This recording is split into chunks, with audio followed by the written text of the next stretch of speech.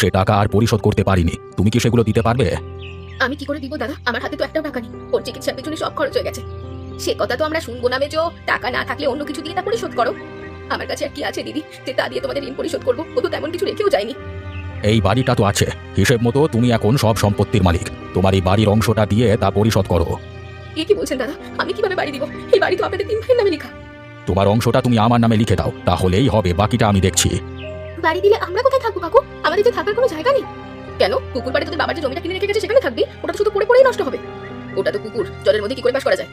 জলের মধ্যে বাস করবি কেন? পুকুরের ধারে যে উঁচু জায়গাটা আছে সেখানে তোরা ঘর পেতে থাকবি। কেবল তো 3টে মানুষ, সেই জন্য এত জায়গা লাগবে না। তোমরা তো 2জন মানুষ, তোমাদের এত বড় বাড়ির কি দরকার?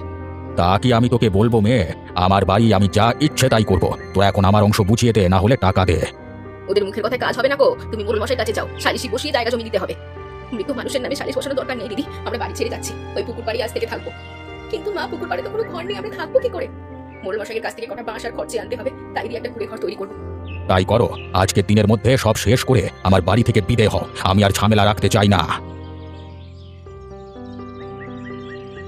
না বউ, কাজটা গোপাল ঠিক করেনি। কেবল বাপটা মূল্য, অসহায় ছেলেমেয়েগুলোকে এভাবে তাড়িয়ে দিতে হলো। সে নিয়ে আর কি করবো মোড়ল মশাই? ওদের সাথে আমাদের সম্পর্ক কেমন আপনি তো জানেন। কিভাবে আমাদের বিপদে ফেলা যায় সেই চেষ্টাই করে সবসময়।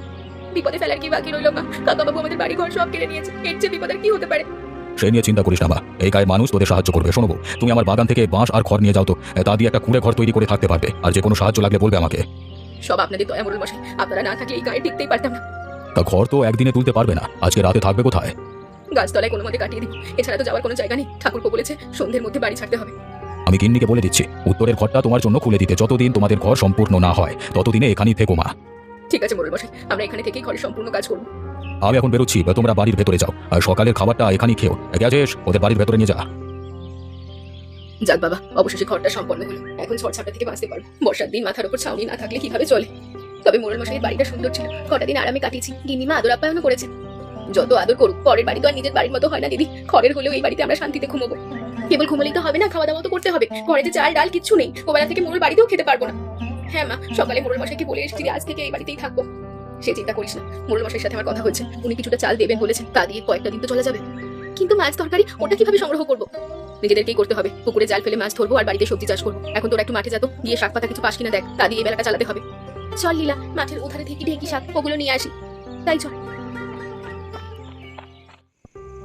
মেয়েগুলো সে কখন মাঠে গেল, এখনো ফেরার নাম নেই। এদিকে একা একা আমি কদিক সামলাবো? ওই তো ওরা আসছে দেখা যাচ্ছে। ও মা, তোমার জন্য কি নিয়ে এসেছি দেখো। এখন আসার হলো সময় তোদের? কত বেলা হলো, দুপুর হয়ে গেল, তোদের খেয়াল আছে দিদা? কি করবো বলো, মাঠে গিয়ে তো ঢেকি শাক পাইনি। পরের বিলের মাঝখান থেকে ওই শাকগুলো খুঁজে এনেছি। কি শাক রে এগুলো? দেখে তো কলমি শাকের মতন লাগছে। হ্যাঁ মা, কলমির ডাঁটা। এখনো বিলে আর পাওয়াই যায় না, অনেক খুঁজে এগুলো সংগ্রহ করেছি। বেশ করেছিস মা, এগুলো চিংড়ি মাছ দিয়ে রাঁধবো। পুকুর থেকে আমি কটা চিংড়ি মাছ ধরেছি। চলো মা, শাকগুলো কুটে ফেলি, খুব খিদে পেয়েছে। আজ শাক দিয়ে পেট ভরে ভাত খাবো। আমি ভাত রান্না করে রেখেছি, শাকগুলো করে তোদের খেতে দিচ্ছি। এখন চল শাকগুলো কুটে ফেলি। তাই চলো মা। শাক কোটা শেষ, এবার এগুলো ধুয়ে রান্না করে ফেলবো। যা তো মায়া, একটা ঝুড়ি নিয়ে আয়। শাকের ডাঁটিগুলো কোথায় রাখবো মা? ওগুলো ফেলে দিবে? ওগুলো পুকুরের মধ্যে ফেলে দিয়ে, জল পেলে ওতে আরো লতা পাতা ধরবে। তাহলে তো আরো ভালো হবে মা, আমরা ওগুলো থেকে কলমি শাক খাবো। হ্যাঁ রে, মাঝে ঘাটে তো কলমি শাক নেই, সব জল শুকিয়ে গেছে। যদি এখানে থাকে তবে কিছু খাওয়া যাবে। তাহলে চল ওগুলো ফেলে দিয়ে আসি। চল মায়া, তাড়াতাড়ি চল, আকাশটা মেঘলা হয়ে আসছে, যে কোনো সময় বৃষ্টি আসবে।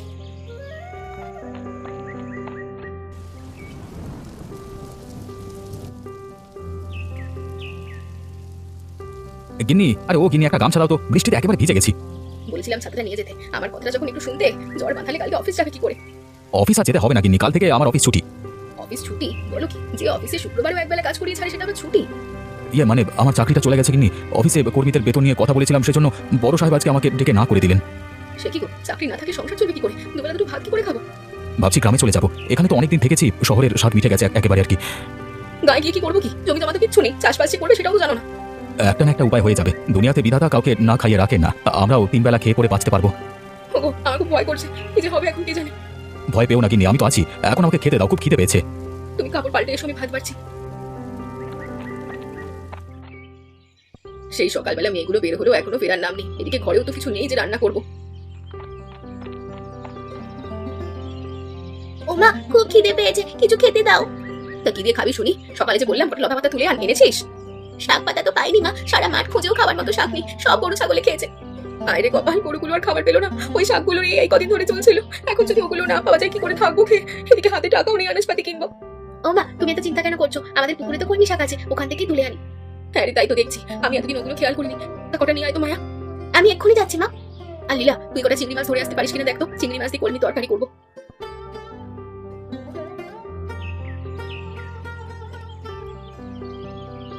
এই দেখো মা, কতগুলো শাক তুলেছি। বেশ বেশ, এতে হয়ে যাবে। লীলা, তুই কিছু পেলি? না গো মা, চিংড়ি পাইনি। পানি নড়লেই ওগুলো পালিয়ে যায়। থাক মা, আজ আর চিংড়ি লাগবে না। ডাল দিয়ে কলমি শাকের ভরা বানাবো। চালের সাথে গিরিমা কতগুলো ডাল দিয়েছিল, তার কিছুটা এখনো আছে। তাহলে চলো মা, রান্না শুরু করে দিই। খেয়ে দিয়ে ঘোষদের বাড়ি যাবো। শুনেছি ওরা চাল ভাঙার জন্য লোক দেখছে। বৌমা, আরে ও বৌমা, বাড়িতে আছো? মোড়ল মশাই যে, আসুন আসুন, আমি বাড়িতেই আছি। তা সংসার কেমন চলছে তোমাদের? সেদিন চলে আসবার পর আমি মেয়ের বাড়িতে গেছিলাম, তাই আর খোঁজ নিতে পারিনি। ভালোই চলছে। আমিও আপনার খোঁজ নিয়েছিলাম। গিন্নিমা বললেন আপনি বাড়িতে নেই। তা হাট বাজার কিভাবে করছো? হাতে টাকা আছে? আপনি যে চালগুলো দিয়েছিলেন তাই খাচ্ছি, আর শাক পাতা খেয়ে কোনোভাবে দিন কাটাচ্ছি। আজ যে পুকুর থেকে কলমি শাক তুলেছি তাই রাঁধবো। বাবা বাবা বাবা, কলমি শাক তো খুব মজার খাবার। আগে এই বিলে অনেক হতো, এখন আর পাওয়া যায় না। তা বৌমা, বেশি হলে আমাকে এক আটি কলমি শাক দিও তো। হ্যাঁ হ্যাঁ, আপনি নিয়ে যান না। ওমা লীলা, মোড়ল মশাই কটা শাক তুলে দে না। এখানেই তো অনেক আছে মা, আমাদের এতগুলো লাগবে না। এখান থেকে দিয়ে দিই। তাই দাও দিদি, আমরা দুজন মানুষ, এত শাক লাগবে না। এই নিন মোড়ল মশাই, শাকগুলো একেবারে তরতাজা, খেয়ে মজা পাবেন। এই টাকাটা রাখো মা, এটা দিয়ে কিছু কিছু হাট বাজার কিনে নিও। আমারও অবস্থা ভালো নয়, এবার ফসল হয়নি জমিতে, না হলে আরো কিছু চাল দিতে পারতাম। না না মোড়ল মশাই, আপনি অনেক সাহায্য করেছেন। আপনার কাছ থেকে আমরা এগুলো নিতে পারবো না। এই শাক আপনাকে এমনি দিয়েছি। রাখো তো মা, তোমাদের এখন বিপদের সময়, এটা কাজে লাগবে। আর কয়েকদিন পর পর আমাকে এক আটি করে শাক দিয়ে এসো, আমি তোমাদের 10 টাকা করে দেবো।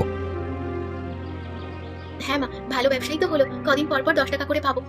হ্যাঁ রে, এই কলমি শাক অনেকে পছন্দ করে। আমাদের পুকুরে এগুলো হয় জানলে সবাই নিতে আসবে। তাহলে এক কাজ করা যায় মা, আমাদের পুকুরে কলমি চাষ শুরু করি। এটা দিয়েই আমাদের ভাগ্য ফিরবে। হ্যাঁ রে, ভালো একটা বুদ্ধি দিয়েছিস। এই পুকুরে কলমি চাষ করলে সারা বছর বিক্রি করতে পারবো। আর এখন বর্ষাকাল, পুকুরে পানি টইটম্বুর, নতুন পানিতে কলমি ভালোই হবে। কিন্তু কিভাবে চাষ করবো? এগুলো তো অন্য গাছের মতো পুঁতে রাখা যাবে না মাটিতে।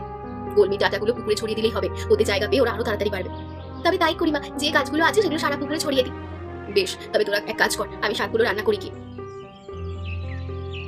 মায়ামতি, লীলাবতী, কোথায় গেলি মা? তাড়াতাড়ি এদিকে আয়, বেলা পড়ে গেল। তোরা কখন হাটে গিয়ে শাকগুলো বিক্রি করবি বলতো? এই তো যাচ্ছি মা, অনেক সময় আছে। তাছাড়া ও শাক নিয়ে গেলেই বিক্রি হয়ে যায়। এখন ওগুলো আমাদের মাথায় তুলে দাও তো। তাড়াতাড়ি নিয়ে মা, সন্ধে হয়ে এলো। আর হাটে থাকার দরকার নেই, তাড়াতাড়ি ফিরবি। দামাদামি করার দরকার নেই, কম দাম দিয়ে দিবি। কম দামে কেন বিক্রি করবো? আমাদের শাকগুলো চাষ করতে কষ্ট হয় না? ওরে, সব জায়গায় ব্যবসা করতে হয় না। এখনকার সব মানুষ দরিদ্র, ওদের কাছ থেকে কম টাকা দিয়ে ওদের আশীর্বাদ করবে। মা ঠিকই বলেছে, কম দামে দিলে মানুষ বেশি করে শাক কিনবে, অন্যদের কাছেও আমাদের শাকের কথা বলবে, এতে আমাদের শাকের চাহিদা বাড়বে। এই তো বুঝেছিস, নিয়ে এবার ঝুড়িগুলো নিয়ে হাটে যা। তুমি তুলে দাও মা। আর শোন, ফেরার পথে চাল ডাল নিয়ে আসিস, ঘরে কিছু নেই। ঠিক আছে, আনবো ক্ষণ।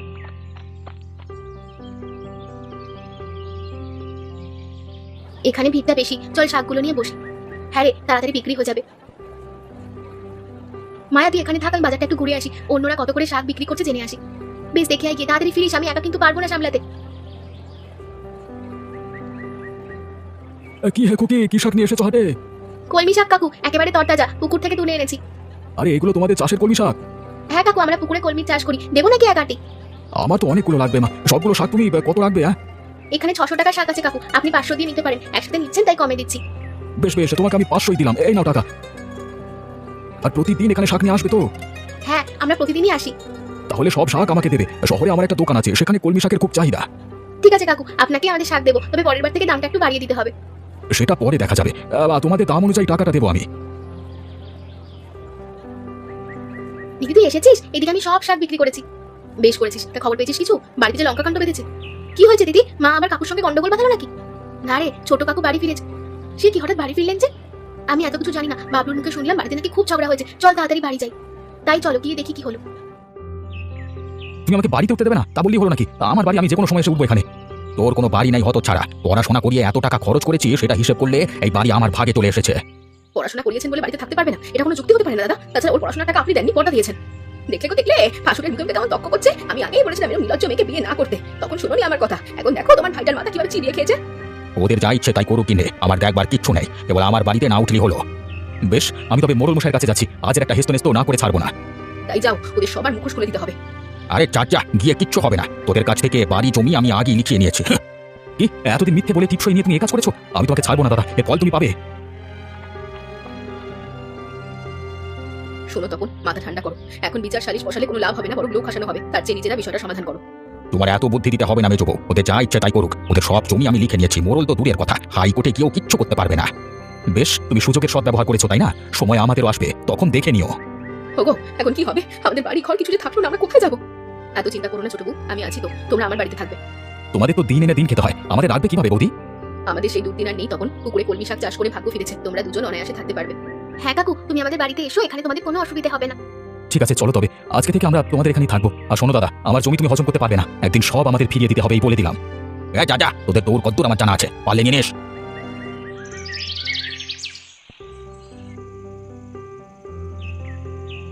নাও তপন, কটা ভাত খেয়ে নাও, কখন থেকে না খেয়ে আছো।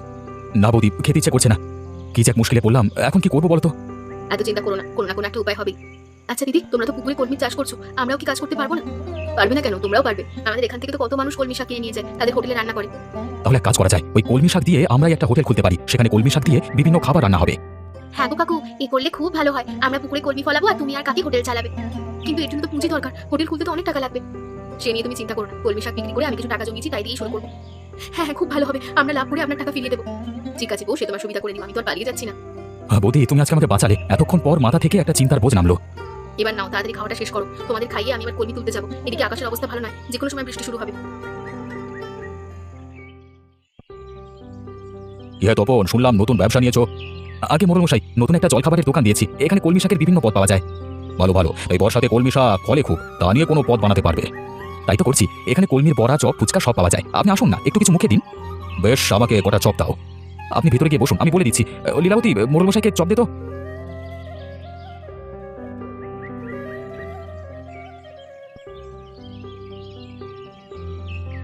কাকু, ও কাকু, তোমার শাক চলে এসেছে, এই যে রেখে গেলাম। আর একটু সকালে দিয়ে যাবি মায়া, রান্না শেষ করতে দেরি হয়ে যায়। এত লোক শাক নিতে আসে, আমি আর মা সব দিক সামলে উঠতে তো পারি না।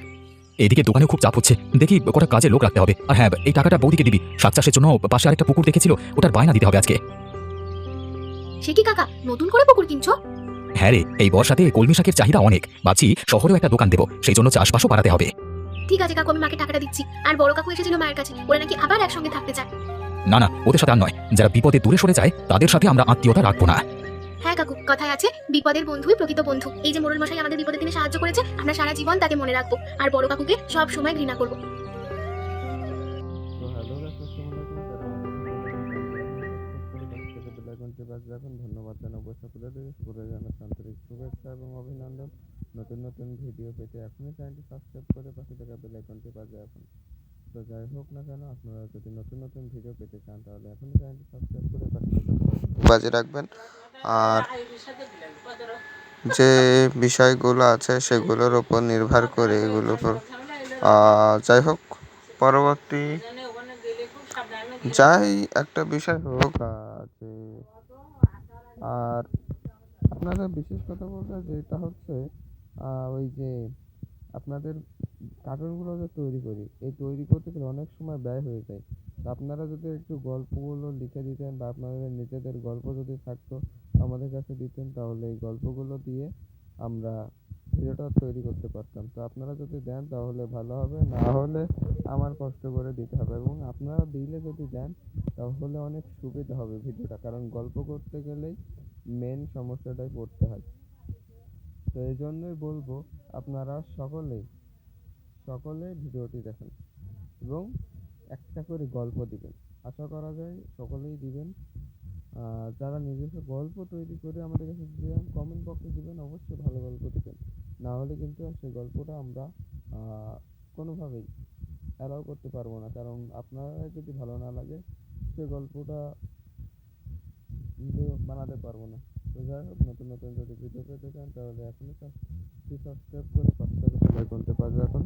ধন্যবাদ জানাবো সকলের জানাচ্ছি আন্তরিক শুভেচ্ছা অভিনন্দন। নতুন আর একটা ভিডিওতে আবারও দেখা হবে। তো হোয়াটসঅ্যাপ গাইস, আজকের এই পর্যন্তই।